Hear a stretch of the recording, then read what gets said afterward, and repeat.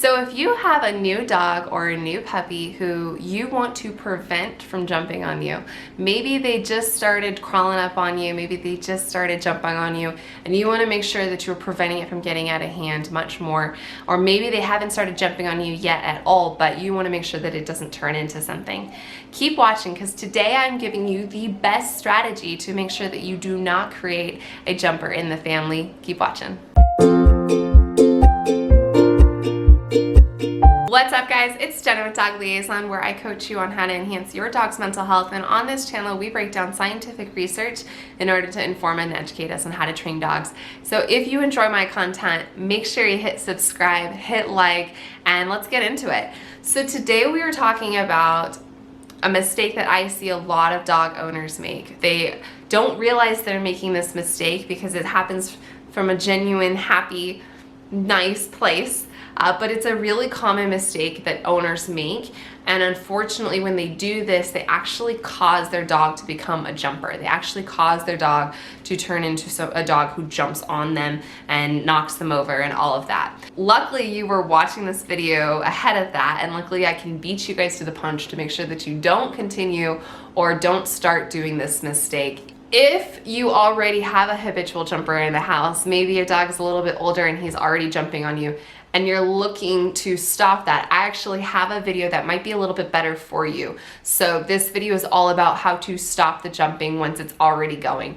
This video is more about making sure that you are preventing it in the first place, and it is more geared for either smaller breeds or puppies. So if you have one of those two things, keep watching. The best way to absolutely prevent yourself from getting a dog who jumps on you and on people is to stop picking your dog off the ground. Stop picking up your dog and holding them in your arms. Why? Because when you pick them up and you hold them in your arms, they kiss you all over the face. They get a lot of happiness up here. This is a positive experience. It is equated to a lot of good oxytocin.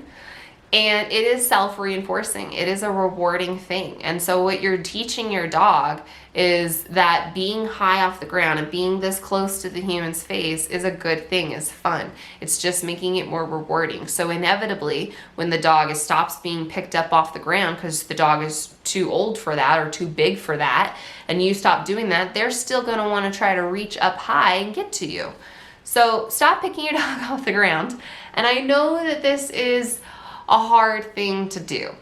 I know that if you have a little chocolate lab right now, you're like, oh my gosh, I do not want to stop having to pick my dog off the ground. That is torture. I love picking my dog up. I love holding my baby in my arms. I get it, I do.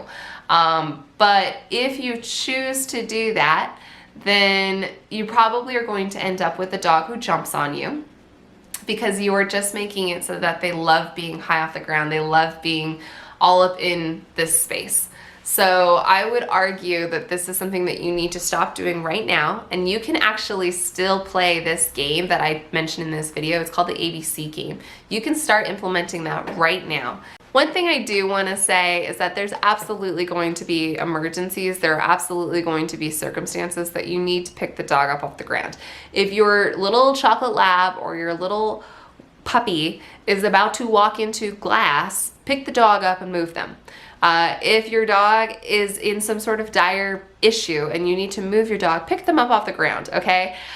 But when you do that, you need to be very neutral about it. You need to be not reinforcing that by giving them affection or by giving them happiness and smiles and all of that, because that's just gonna be the rewarding element. They need to know that if they are getting picked up off the ground and relocated, it's not a good thing necessarily. It's not a bad thing, it's just a thing. And that's really what this comes down to, is when you pick your dog up off the ground, it has a positive association, and the dog likes it, and so the dog wants more of it. But if when you pick up the dog off the ground, it has no association, it's not good, it's not bad, it's just we're relocating, then you're less likely to influence the probability of it happening again in the future. And so really we need to be managing how much, if at all, we pick our puppies off the ground.